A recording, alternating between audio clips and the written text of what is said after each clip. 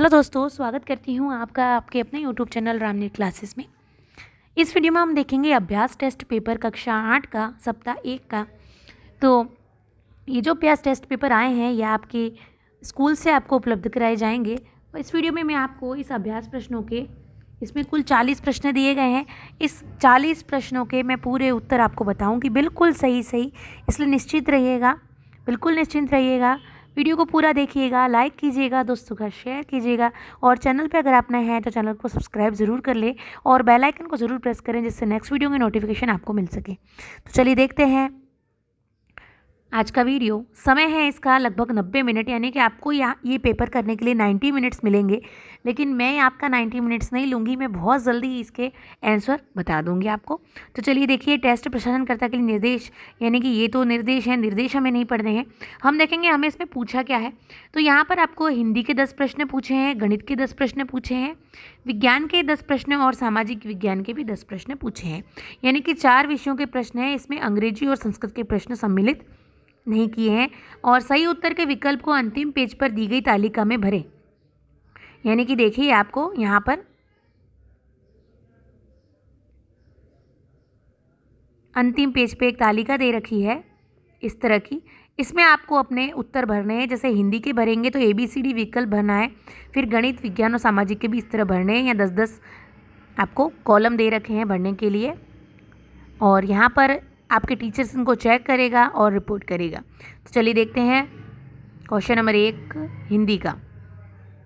हिंदी का प्रश्न क्रमांक 1 है, निम्नांकित गद्यांश को पढ़कर प्रश्न के नीचे दिए गए विकल्पों में से सही विकल्प चुनकर सही उत्तर की तालिका में लिखिए। अब आपको ये पूरा गद्यांश को पढ़ना है, फिर आपको उत्तर देखना है। मैंने गद्यांश पढ़ लिया है, इसलिए मैं आपका समय बर्बाद नहीं करूँगी, सीधा उत्तर बताऊँगी। क्वेश्चन नंबर 1 है, मीठी और कड़वी वाणी के लिए कौन सा पक्षी प्रसिद्ध है? तो इसका उत्तर हो जाएगा मीठी और कड़वी दोनों पूछा है, यानी वो होगा बी कोयल और कौवा। प्रश्न क्रमांक 2 है, खीरा को उसके कड़वेपन को दूर करने के लिए सजा के रूप में क्या लगाया जाता है? तो इसका उत्तर होगा सी नमक। क्वेश्चन नंबर 3 है, मीठा बोलने से क्या मिलता है? तो मीठा बोलने से क्या मिलेगा? इसका उत्तर हो जाएगा डी कार्य सिद्धि और आदर। तो इसको लिखेंगे डी 1 और 3। क्वेश्चन नंबर 4 है, तुलसी और रहीम कवियों ने मीठी और कटु वाणी के लिए अपनी बात को किससे जोड़ा है? तो इसका उत्तर हो जाएगा सी क्या है, तुलसी जी ने सुख से और रहीम जी ने सजा से। 3 और 4। आगे है प्रश्न क्रमांक 5, इस गद्यांश का उचित शीर्षक क्या है? तो इसका उचित शीर्षक आपको लिखना है मधुर वाणी का महत्व। आगे बढ़ते हैं, निर्देश दिए गए हैं। नीचे दी गई कविता को पढ़कर प्रश्न के दिए गए विकल्पों में से सही विकल्प चुनकर सही उत्तर की तालिका में लिखिए। तो आपको ये कविता अच्छे से पढ़नी है, बहुत अच्छी कविता है। माटी तुझे प्रणाम, मेरे पुण्य देश की माटी तू कितनी अभिराम, तुझे लगा माथे से सारे कष्ट हो गए दूर, क्षण भर में ही भूल गया मैं शत्रु यंत्रणा क्रूर, सुख स्फूर्ति का ये इस काया में हुआ पुनः संचार, लगता जैसे आज युगों बाद मिला विश्राम, माटी तुझे प्रणाम। तो देखिए इसके उत्तर। प्रश्न क्रमांक 6 है, माटी तुझे प्रणाम कविता किस भाव से संबंधित है? तो इसका उत्तर हम लिखेंगे मातृभूमि प्रेम, ऑप्शन नंबर सी। अगला है, माटी को माथे से लगाकर कवि क्या भूल गया है? तो उत्तर है डी शत्रु के दिए कष्ट। 8वां है, अभिराम का क्या अर्थ है? तो यहाँ आपको लिखना है अभिराम का अर्थ है मोहक, यानी टी। 9वां है, नीचे दिए गए शब्दों में योजक चिन्ह किन शब्दों के बीच प्रयोग आएगा? तो इसका उत्तर है बी आते आते। 10वां है, कविता में माटी का संबंध किससे है? तो इसका उत्तर हो जाएगा डी स्वदेश से। मेरे देश की माटी लिखा है इसलिए स्वदेश होगा। यहाँ हो गए हिंदी के 10 प्रश्न पूरे। चलिए देखते हैं भाग 2 गणित का। गणित का पहला प्रश्न है, एक शहर की जनसंख्या 60 लाख है, शहर में 36 लाख पुरुष है, तो जनसंख्या में महिलाओं का प्रतिशत कितना है? तो आपको ये सवाल हल कैसे करना है, ध्यान से देखिएगा। 60 लाख तो जनसंख्या कुल है, पुरुष कितने हैं? तो 36 लाख, तो महिलाएं कितनी है वो निकालना है। पहले हमें क्या करना है, 60 लाख में से आपको 36 लाख को घटाना है। ठीक है, घटा देंगे आप, क्या आएगा 36 में से 60, 10 में से 6 गए तो 4, 24 लाख आपकी महिलाएं हो जाएंगी। तो महिलाओं का प्रतिशत कितना है? प्रतिशत कैसे निकालेंगे? 24 लाख बटे 60 लाख गुणा 100 करना है आपको, ठीक है, तो ये आपका उत्तर आ जाएगा 24 लाख बटे 60 लाख गुणा 100 करेंगे तो आपका उत्तर आ जाएगा 40% महिलाएं हैं। आगे देखिए, केशव ने मकान बनाने के लिए 8 ट्रकें मंगवाई। मकान बनाने के बाद 550 ईंटें शेष बची। यदि प्रत्येक ट्रक में 2050 ईंटें थी तो मकान में कितनी ईंटों का प्रयोग हुआ? तो उसने 8 ट्रकें मंगवाई हैं, तो एक ट्रक में कितनी ईंटें आ रही हैं? देखिए 2050 ईंटें एक ट्रक में आएगी, तो 8 ट्रकों में कितनी आएंगी? सबसे पहले आपको 8 का गुणा करना है 2050 में। तो 8 0 0 8 45 का 0 हासिल लगी 4, 8 0 0 4 का 4, 8 दूनी 16। तो कुल ईंटें कितनी लगी? 16,400 ईंटें हैं।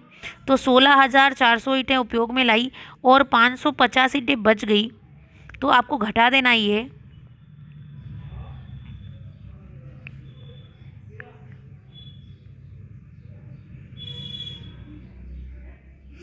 16,400 में से आपको ये घटा देना है। सॉरी, यहाँ पर 8 आ जाएगा और ये 15 आ जाएगा, तो ये उत्तर आ जाएगा आपका 15,850, ऑप्शन नंबर सी। तीसरा है, एक सांस्कृतिक कार्यक्रम में 770 निमंत्रण कार्ड बांटे गए तथा बैठने हेतु 3,000 कुर्सियां लगाई गई। प्रथम 660 कार्डों में प्रत्येक कार्ड के मान से 3 सदस्य तथा बाद के शेष 110 कार्डों में प्रत्येक कार्ड के मान से 4 सदस्य समारोह में शामिल हुए, तो सभागार की कितनी कुर्सियां खाली बची? अब आपको ये देखना है कि कुल कार्ड कितने थे? 770। 660 कार्डों में से 3 सदस्य आ रहे हैं, तो आपको सबसे पहले करना है 660 गुणा 3, फिर आपको करना है 110 गुणा 4, फिर आपको क्या करना है? इन दोनों को जोड़ देना है और जो उत्तर आएगा उसको 3,000 में से घटा देना है, तो आपका उत्तर आ जाएगा इसका डी 580। चौथा है, एक 21 मंजिला भवन का निचला तल वाहन पार्किंग हेतु रिक्त है। भवन के प्रत्येक तल में 16 परिवार निवासरत हैं। यदि प्रत्येक परिवार से 500 रुपये लिफ्ट का मासिक शुल्क लिया जाता है तो लिफ्ट सुविधा उपलब्ध कराने वाली कंपनी को इस भवन से कितनी वार्षिक आमदनी होगी?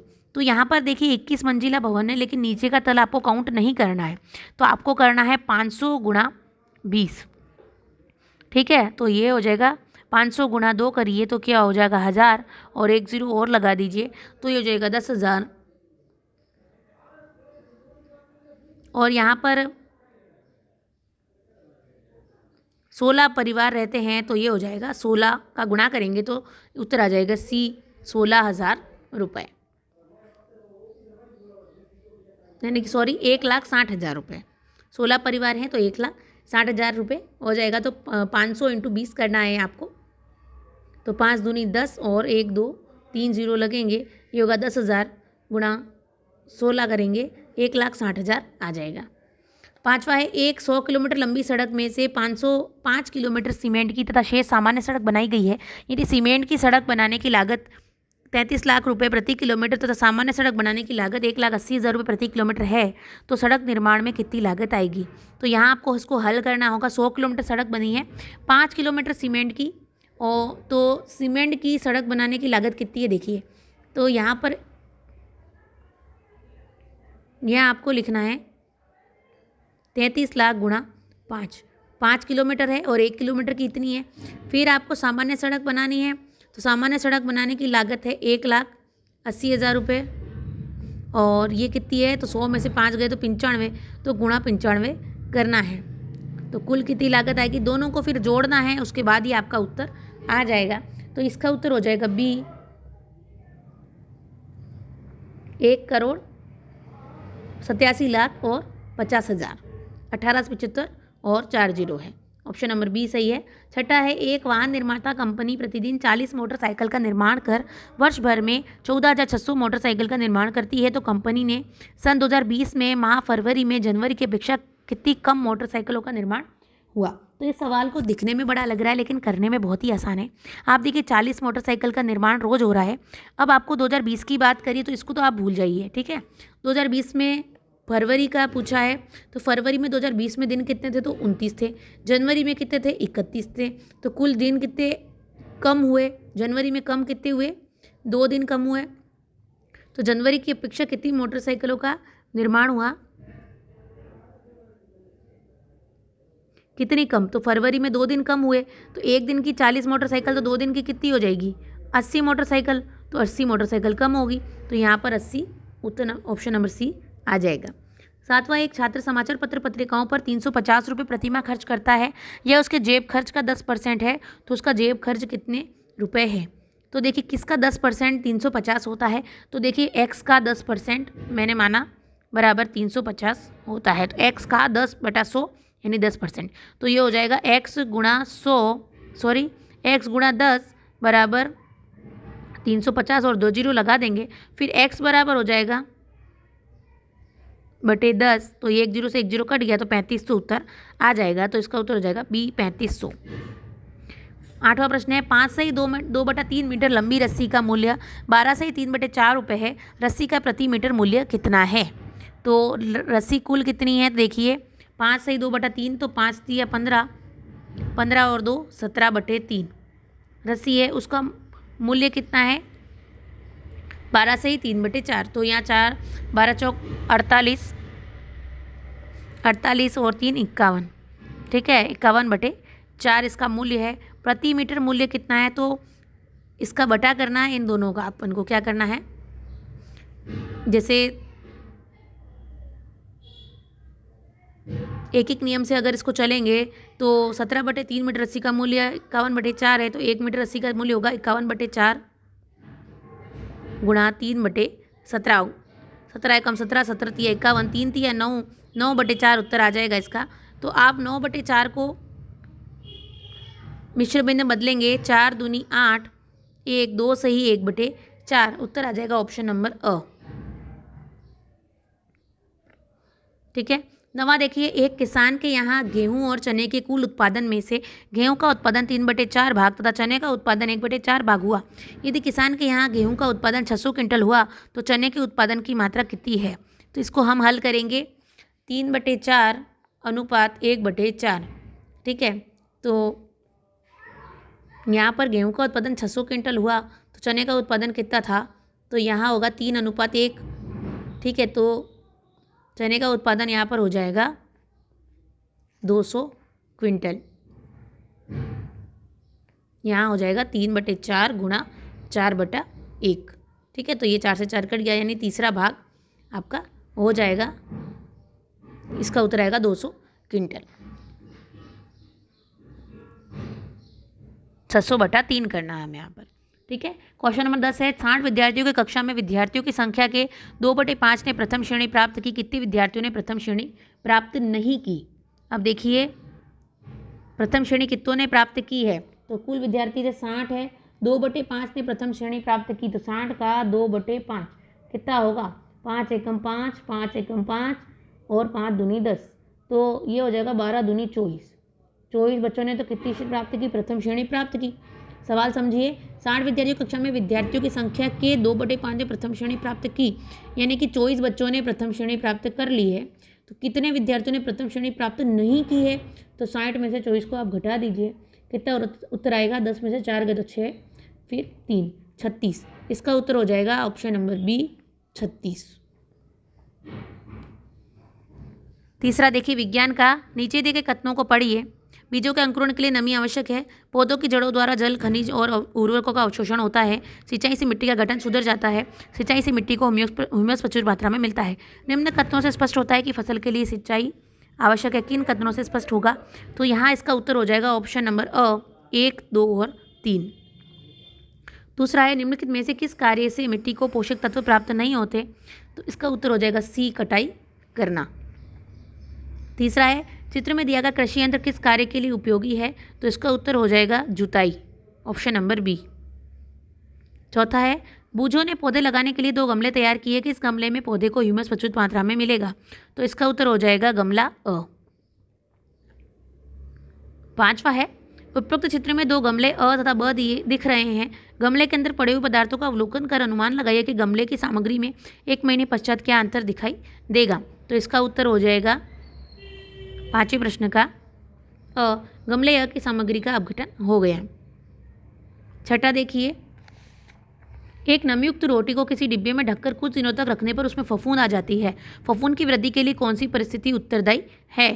तो इसका उत्तर हो जाएगा सूर्य के प्रकाश की अनुपस्थिति, क्योंकि ये फफूंद है वो नमी में पनपती है। इसका उत्तर होगा सूर्य के प्रकाश की अनुपस्थिति। सातवां है, नीचे दी गई पौधे को कि चित्र में किस पौधे की जड़ नाइट्रोजन स्थिरीकरण का कार्य करती है? तो इसका उत्तर हो जाएगा चित्र अ। 8वां है, बूझो अपने घर जाना चाहता है, उसके सामने 4 रास्ते हैं। पहला है चिकनी मिट्टी का, दूसरा है घिसा संगमरमर का, तीसरा है गिट्टी का, चौथा है बर्फ का। किस रास्ते पर बूझो के फिसलने की संभावना कम है? तो इसका उत्तर हो जाएगा सी, गिट्टी वाला रास्ता है। इसका उत्तर करेंगे सी, गिट्टी। आगे देखिए क्वेश्चन नंबर 9। कॉलम ए के अंतर्गत दिए गए वैज्ञानिकों के नामों को कॉलम बी के में दी गई उनकी खोजों से मिलान करिए। तो आप देखिए इसका उत्तर होगा 9वें प्रश्न का। 9वें प्रश्न का उत्तर हो जाएगा सी, यानी कि लुई पास्चर ने खोज की थी किण्वन की, रॉबर्ट कोच ने खोज की थी एंथ्रेक्स जीवाणु की, एडवर्ड जेनर ने खोज की थी चेचक के टीके की, और अलेक्जेंडर फ्लेमिंग ने खोज की थी पेनिसिलिन की। ये बिल्कुल एग्जैक्ट सही उत्तर है। याद कर लेना है आपको ये वैज्ञानिकों के नाम को उनके खोजों के साथ। लुई पास्चर ने किण्वन की खोज की, रॉबर्ट कोच ने एंथ्रेक्स जीवाणु की खोज की, एडवर्ड जेनर ने चेचक की, और अलेक्जेंडर फ्लेमिंग ने पेनिसिलिन की। आगे देखिए 10वां है, ब्रेल पद्धति चाक्षुष विकृति युक्त व्यक्तियों के लिए सर्वाधिक लोकप्रिय साधन है। इस पद्धति के आविष्कारक हैं? तो इसके आविष्कारक हो जाएंगे Louis Braille. Option number D. भाग चौथा देखिए सामाजिक विज्ञान का। प्रश्न नंबर 1 है, एक पुर्तगाली खोजकर्ता ने सन 1498 में भारत के लिए समुद्र मार्ग की खोज की थी। तो ये हो जाएगा Vasco D gamma, option number A. दूसरा है, किसने प्लासी की लड़ाई में सिराजुद्दौला के विरुद्ध ईस्ट इंडिया कंपनी का नेतृत्व किया था? तो इस लड़ाई में 1757 की प्लासी की लड़ाई में ईस्ट इंडिया कंपनी का नेतृत्व किया था रॉबर्ट क्लाइव ने। ऑप्शन नंबर ए सही कर देना है। तीसरा है, शांति निकेतन से संबंधित है? शांति निकेतन से संबंधित है Rabindranath Tagore. Option number C. चौथा प्रश्न है, मुगल शासकों ने अपना शासन मुख्यतः कहाँ से चलाया था? तो मुगल शासकों ने अपना शासन चलाया था दिल्ली और आगरा से। इसका उत्तर होगा डी। 5वां है, दस्तावेजों को सुरक्षित रखने के लिए क्या प्रयोग में नहीं आता था? तो इसका उत्तर है डी, सिनेमा घर। क्वेश्चन नंबर 6 है, मंगल पांडे को फांसी दी गई थी क्योंकि उसने, तो इसका उत्तर आपको लिखना है क्योंकि उसने बैरकपुर में अधिकारियों पर हमला किया था। ऑप्शन नंबर सी। 7वां है, ब्रिटिश सरकार के तहत लागू नमक कानून का क्या अर्थ था? तो इसका उत्तर हो जाएगा केवल सरकार को नमक बनाने और बेचने का एकाधिकार होना। ऑप्शन नंबर ए सही करना है। 8वां है, खाद्य प्रसंस्करण वनस्पति तेल व चीनी उद्योगों के उदाहरण है। तो इसका उत्तर हो जाएगा 8वें का डी, कृषि आधारित उद्योग। 9वां है, यूरोप की व्यापारिक कंपनियों को भारत की ओर किसने आकर्षित किया? तो 9वें प्रश्न का उत्तर हम लिखेंगे बी, कपास, रेशम और मसाले। 10वां है, कौन 1857 के विद्रोह का हिस्सा नहीं था? तो इसका उत्तर हो जाएगा 10वें प्रश्न का डी, ग्वालियर का मराठा शासक, क्योंकि ये तीनों ही 1857 के विद्रोह का हिस्सा थे। तो इसका डी कर देना है 10वें प्रश्न का। इसी के साथ देखिए 9 पेज का हमारा अभ्यास प्रश्न कंप्लीट हुआ। अब इस तालिका में जो मैंने उत्तर बताए आपको भरने हैं, तो बेहतर होगा प्रश्नों के उत्तर और प्रश्न दोनों याद कर लें, उसके बाद अपना ये अभ्यास प्रश्न पत्र पूरा करें। आपके पूरे मार्क्स आएंगे, ये मेरी पूर्ण विश्वास है मेरा ये। इसी आशा के साथ इस वीडियो को समाप्त करती हूँ। वीडियो को पूरा देखने के लिए धन्यवाद। मिलते हैं अगले वीडियो में। अभ्यास टेस्ट पेपर कक्षा 8 का सप्ताह 2 का भी आया है, जल्द ही मैं आपके साथ लेके आऊँगी उसको। तब तक इंतज़ार कीजिए और इस टेस्ट पेपर को याद कर लीजिए। धन्यवाद।